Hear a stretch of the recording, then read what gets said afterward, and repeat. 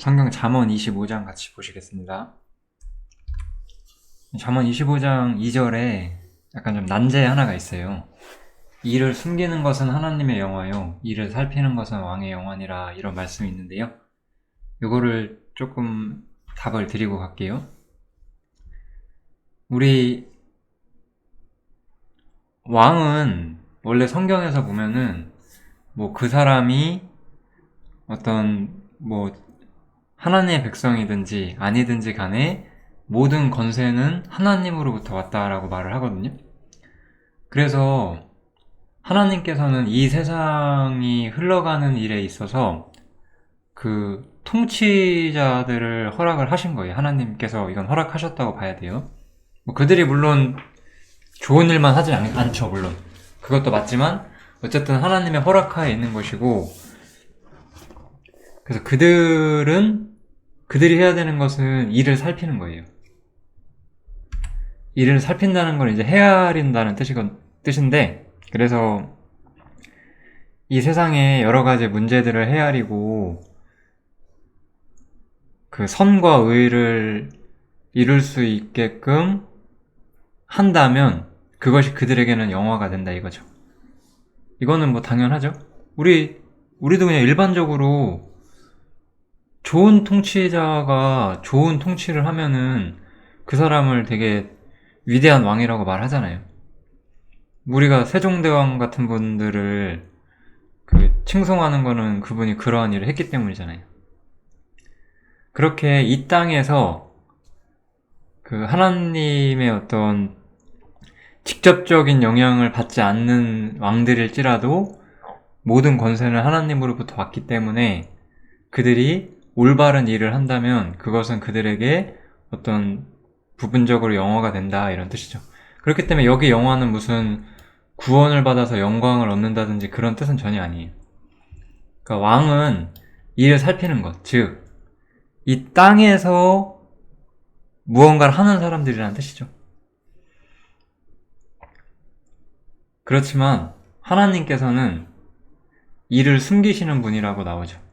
하나님께서는 하나님만의 비밀이 있고, 그 비밀은 예를 들어서 창세부터 교회를 예비하시고 이제 교회를 묻고 계시고, 하나님의 모든 계획을 말씀에 적힌 어떤 흐름에 따라서 성취시키는 그 모든 비밀들이 있죠. 이런 것들은 세상에 드러나 있지가 않잖아요. 하나님께서는 이렇게 드러나지 않게 일하심으로써 자신의 영화로움을 보이신다, 이런 뜻이죠. 그래서 하나님의 일은 사람에게 보이지 않아요. 오직 우리들만 볼 수가 있죠. 우리 성경을 아는 사람들, 하나님을 믿는 사람들만 하나님의 일을 볼 수가 있고 전반적으로 숨겨져 있고, 그것이 하나님의 영화로운 통치의 원리고요. 이 땅에서 왕들은 합당한 행함을 해야 돼요.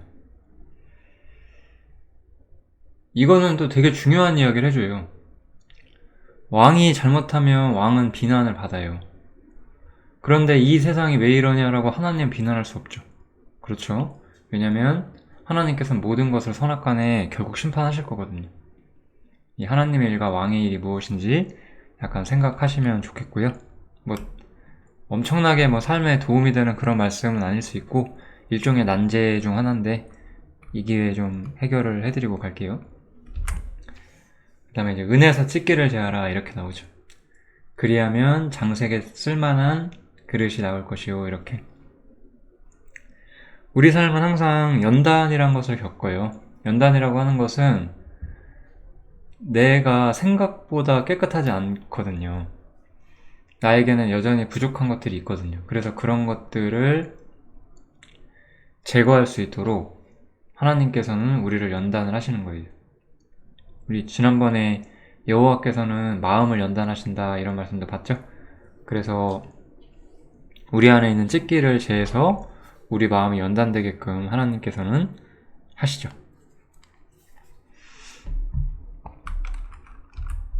그다음 이거는 이제 겸손에 대한 말씀인데, 왕 앞에서 스스로 높은 채 하지 말며 대인의 자리에 서지 말라. 이는 사람이 너더러 이리로 올라오라 하는 것이 내 눈에 보이는 귀인 앞에서 저리로 내려가라 하는 것보다 나음이니라. 여기서는 겸손했다가 망신을 당하기 때문에, 겸손하지 않았다가 망신당할 수 있기 때문에 겸손하라고 말하는데, 정말 우리가 그렇게만 생각하면 안 돼요. 이 말씀은 우리 누가복음에서 예수님께서 말석에 앉으라는 것으로 확정이 되잖아요. 거기서도 예수님께서도 이렇게 약간 망신을 당할 수 있는 상황까지 말씀을 하시긴 하는데, 우리가 어떤 사람으로서 이 세상을 살아야 하는지를 분명히 말을 해주는 거죠. 우리는 세상에서 말석에 앉으면 돼요. 우리는 이 세상에서 이 세상이라고 하는 그 사다리를 올라가려고 노력하실 필요가 없어요. 지난번에 제가 그런 말씀도 드렸죠? 그 높은 사람 옆에서 탐식하고자 하다가 목숨을 걸고 그것을 얻고자 해야 된다고. 왜냐면은 그 자리에서 무언가를 하는 것이 그만큼 위험한 일이기 때문에. 그런 말씀처럼 여기서는 우리가 항상 낮은 자리에 말석에 앉으라고 다시 한번 이야기를 해주고 있습니다. 겸손은 항상 우리 삶에 정말 필수죠. 그런데 겸손에 대해서 우리가 항상 생각해야 되는 것은 일부러 겸손하지만 않으시면 돼요. 뭔가 사람들 앞에서 겸손한 척만 하는 거 있죠. 어떻게 하면 겸손한 척 할 수 있냐면, 높은 자리에 앉은 다음에 그냥 높은 자리에 앉은 사람 답지 않은 일을 하면서 얼굴에 뭐 이렇게 거짓 미소를 띠고 그냥 그러면 되죠. 말석에 앉으라는 건 그런 뜻이 아니죠. 우리가 어떤 것을 추구하고 살아야 하는지를 물어보는 거예요. 이 부분 꼭 기억합시다. 적절한 말에 대한 이야기가 또 나오죠.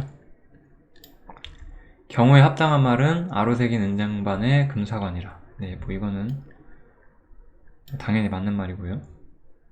오래 참으면 관원이 그 말을 용납하나니, 인내하면서 좋은 말을 할 때 관원은 이제 높은 사람이잖아요. 높은 사람에게도 그 말이 들어갈 수 있다라는 이야기를 하는 거고, 부드러운 혀는 뼈를 꺾는다. 말이 그 무력보다 더 강하다, 그런 얘기를 하고 있죠. 적절한 말의 필요성을 좀 언급해주는 비유적인 구절 2개입니다. 좀 삶의 지혜에 관한 말씀 2구절이 좀 나오는데요. 우리 가끔씩 잠언에서 지혜, 지식, 명철이 나오잖아요. 이런 거는 뭐 지혜라고 봐도 될 것 같아요. 너는 이웃집에 자주 다니지 말라. 그가 너를 싫어하며 미워할까 두려우니라. 이거 한번 좀 생각해 보셔야 돼요. 이 말의 어떤 포인트는 이것도 마찬가지인데요.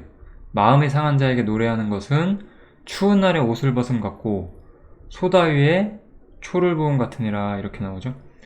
이 2구절이 되게 중요해요. 뭐 여기 나온 그대로 봐야 되는 게 아니라 우리의 선과 우리의 어떤 호의 같은 거 있잖아요. 이런 걸 우리가 베풀 때 어떻게 베풀어야 하느냐를 물어보는 거거든요. 노래해주는 건 좋은 거잖아요. 그런데 적절하지가 않잖아요. 뭐 이웃집에 뭐 여러 가지 이유로 갈 수 있거든요. 뭐 그렇지만 분별 없이 하면 안 되는 거죠. 이것은 내가 올바른다고 생각하는 일을 할 때 그것도 시기와 때, 그리고 어떤 그 상대편의 상황 같은 것도 헤아리면서 해야 된다는 거예요.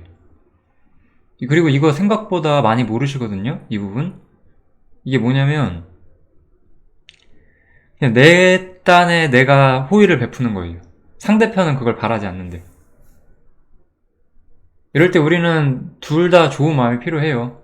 베푸는 사람에게는 상대편을 헤아리는 베품이 필요한 거고, 또 받는 사람 입장에서도 이거 필요도 없는데 왜 주냐 이렇게 생각하지 말고, 또 그 사람의 주는 사람의 마음을 감사히 받는 그런 게 필요한데, 먼저는 주는 쪽에서 더 생각을 해봐야 되는 거예요. 내가 무언가 호의나 선을, 그리고 뭐 사랑과 관련된 그런 것들을 베풀고자 할 때 정말 그 사람이 그걸 바라고 있는지, 그러니까 사람에게 정말로 필요한 것을 공급하는 게 중요하다는 거죠. 이것이 어떤 중요한 지혜 중 하나로 나오거든요. 이런 구절들이 몇 번 더 나오는데 제가 나올 때마다 좀 정리를 해드릴게요. 그 다음에 원수에게도 선을 베풀라, 이런 말씀이 나오고 있고요.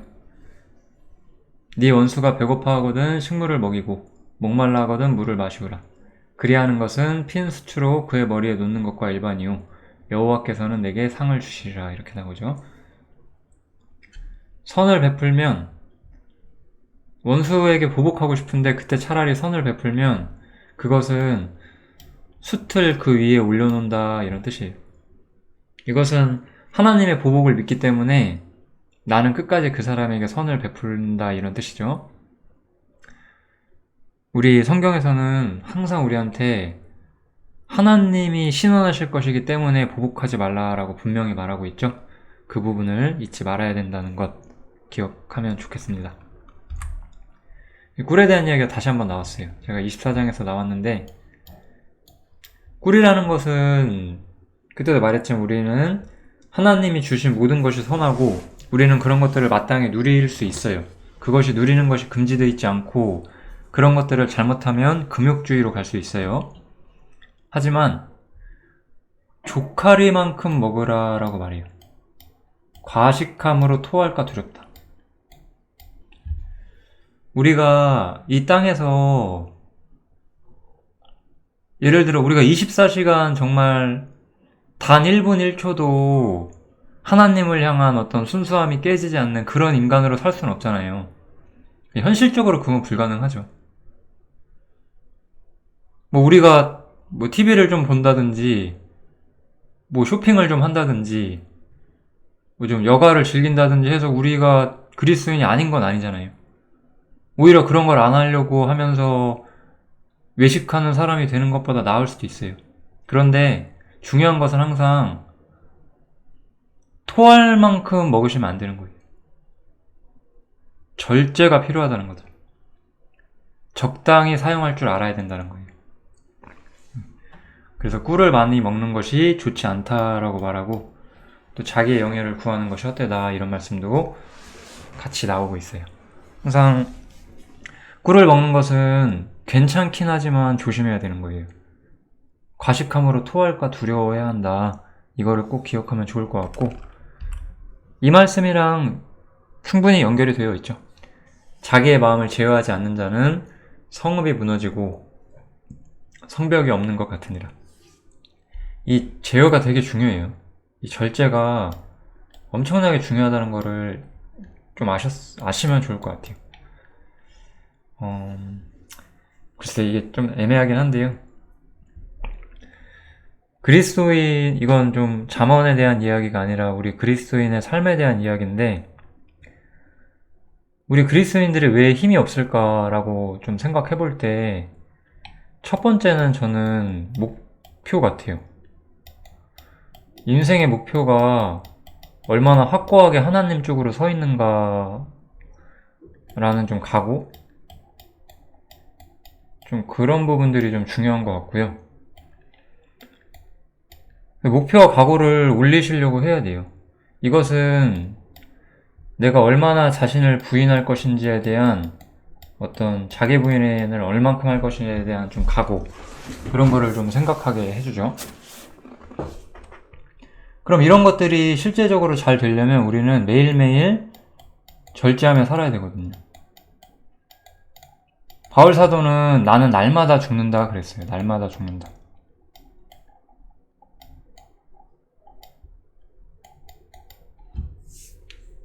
이렇게 제어하지 않으면은 성읍이 무너지고 성벽이 없는 것 같아서, 성읍이 무너지고 성벽이 없으면 어떻게 될까요? 어떤 대적의 공격에 대해서 취약해지죠. 이러면 이제 넘어짐이 발생하는 거예요.